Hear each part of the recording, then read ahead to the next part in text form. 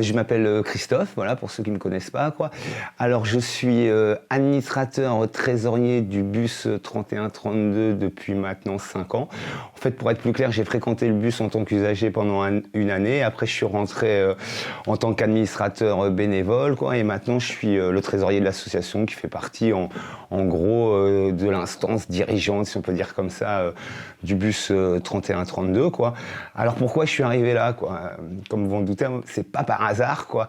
Et en fait, c'est que j'ai grandi dans un bar, quoi. Ma mère tenait un bar et dès l'âge de 12 ans, j'ai commencé à piquer de l'alcool dans la cave, des clopes, quoi. Donc voilà, ça a commencé comme ça. Après 15 ans de cannabis et 16-17 ans, l'héroïne est vite arrivée. J'ai consommé pendant une trentaine d'années, quoi. Je suis resté à peu près 30 ans sous opiacés, de 15-16 ans à 47 ans, quoi. Et en fait, au début, shooter, ça fait peur à tout le monde. Personne n'a envie de se mettre une seringue dans le bras à la base, quoi. Donc pendant à peu près, jusqu'à pendant une trentaine d'années, en fait, j'ai fait que sniffer, quoi. Donc comme vous vous doutez, ce qui m'a amené à la seringue, c'est qu'à un moment, quoi, problème avec la police, puis besoin de vendre, perdre du boulot et tout.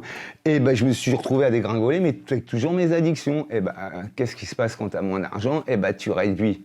Soit tu réduis tes consos, soit si tu n'en es pas capable, tu utilises d'autres méthodes qui vont te consommer moins de produits, qui vont te donner autant d'effets, voire plus d'effets, quoi.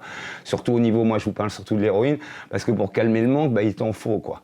Et donc, c'est comme ça que je suis arrivé à consommer, comment dirais-je, à consommer en injection. Personnellement, d'après mon expérience, d'après ce que j'ai vécu, et même ce que j'ai vu autour de moi, hein, chez des gens, les gens, ils vont pas par envie vers la seringue. Ils y vont souvent par manque d'argent, ou des fois aussi certains cas, c'est de l'autodestruction parce que ça fait mal. On va pas vers l'injection par plaisir, donc c'est pour ça que c'est facile de stigmatiser les gens, même entre nous, entre consommateurs. C'est pas parce que le mec il est shoot qu'il est moins bien que nous, et s'il en est arrivé là, souvent malheureusement c'est par un manque d'argent, quoi. Et donc je me suis mis à injecter, mais vraiment pas par plaisir, quoi, mais vraiment pas par plaisir. Et après, c'est pour ça d'ailleurs que je me retrouve au bus, quoi. C'est qu'après, en arrivant sur Marseille, j'ai connu ce que c'était qu'un XAPA Carut, quoi. Et c'est vrai qu'ils m'ont beaucoup aidé, traitement méthadone, ils ont refait mes papiers, enfin bref.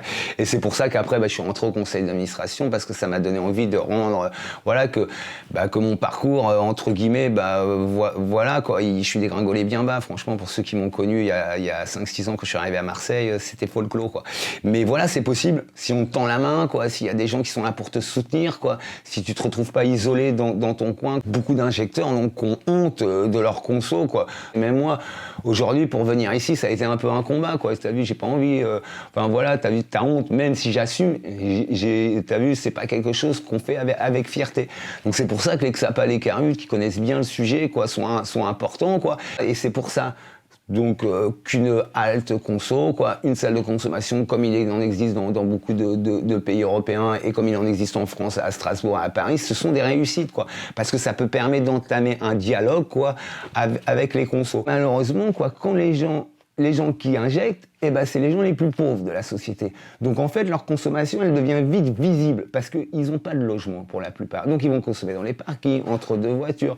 Alors que le mec a de l'argent, mais il va consommer chez lui, quoi. Donc tu vas pas le voir, donc il va même pas être stigmatisé. C'est encore des trucs discriminants qui tapent encore sur les plus pauvres d'entre nous, quoi, en fait, quoi.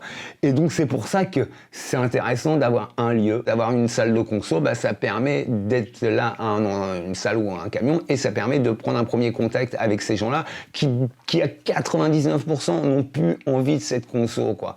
De toute façon, si 99% des gens aimeraient retrouver une vie normale. Donc je pense pour ça que c'est important de se mobiliser sur ce sujet. Alors, ce qui peut permettre de s'en sortir, quoi. Alors là, moi, j'ai pas à avoir de réponse miracle, déjà, mais bon, je pense que déjà, l'environnement dans lequel on vit, quoi. L'aide, évidemment, quoi. L'entourage qui fait aussi partie de l'environnement, d'être soutenu soit par des associations, soit par de la famille, parce que voilà, que vous soyez famille ou amis, laissez pas tomber quelqu'un, même s'il peut être exécrable par un moment, parce qu'il a une consommation, même si ça vous révulse, quoi. Souvent, c'est que ça cache, une grande détresse, quoi. Donc, moi, je trouve, faut pas laisser tomber, on va laisser tomber ces gens-là, même si c'est parfois difficile de les comprendre, même quand vous les voyez dans la rue, quoi. Voilà, quoi. C'est vrai que c'est difficile de les comprendre, quoi, mais bon, ça arrive pas par hasard, quoi. Les gens naissent pas avec une seringue dans les mains et quand t'es enfant à l'école, personne dit ouais, j'ai passé ma vie à m'injecter de la drogue, quoi, pendant 40 ans, quoi. Donc voilà, quoi, c'est un peu facile de toujours taper sur les plus pauvres des plus pauvres, quoi. Moi, je pense que c'est un travail, c'est un travail de la société, quoi. C'est un travail pour tendre la main, quoi. Voilà, on laisse pas quelqu'un, voilà, qui a été fracturé par la vie, qui a eu un problème d'addiction. Le fait de donner des produits stériles de consommation comme les seringues ou les pipes pour les fumeurs ou les pailles pour ceux qui snifent, et ben c'est un enjeu de santé publique, quoi, parce que ça évite à des épidémies de se propager, quoi. Ça a quand même freiné ou même quasiment stoppé, hein. Je crois que ça a divisé par 10 le taux de mortalité chez les injecteurs au moment du sida, hein. Moi, quand je vous parlais que j'étais petit, ceux qui consommaient, qui s'injectaient, ces gens qui avaient des 40, 50 ans, ils sont morts avant que j'aie atteint les 20 ans. Tout le monde mérite de vivre, quoi. Voilà. Et donc, je vois pas pourquoi on n'aiderait pas ces gens-là, quoi. Et on nous aiderait pas, parce que j'en ai fait partie aussi, et j'estime toujours en faire partie d'ailleurs, quoi.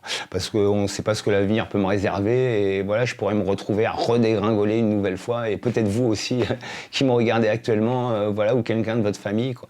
Donc ouais, c'est important de continuer le combat, quoi. Et c'est pour ça qu'aujourd'hui, je me suis fait un peu violence pour venir vous parler, enfin pour venir voilà, expliquer mon cas, quoi. Et puis que ça puisse, je l'espère, voilà, informer quelques personnes, quoi. Et puis aussi donner envie à des personnes de venir nous rejoindre, quoi, parce qu'on a toujours besoin de bénévoles, on a toujours besoin de salariés, et puis les bénévoles, ça peut être les futurs administrateurs, quoi. Et puis vous pouvez aussi avoir des problèmes de conso, et puis dire tiens, pourquoi je vais pas venir taper à la porte, voilà, finalement moi aussi je suis peut-être pas clair avec ce que je fais, et puis tiens, ça existe, et puis c'est pas si mal que ça, quoi. Et puis pareil, les usagers, ça peut être aussi les futurs administrateurs, quoi. Et donc voilà, quoi. Donc je vous invite à venir pousser nos portes sans problème.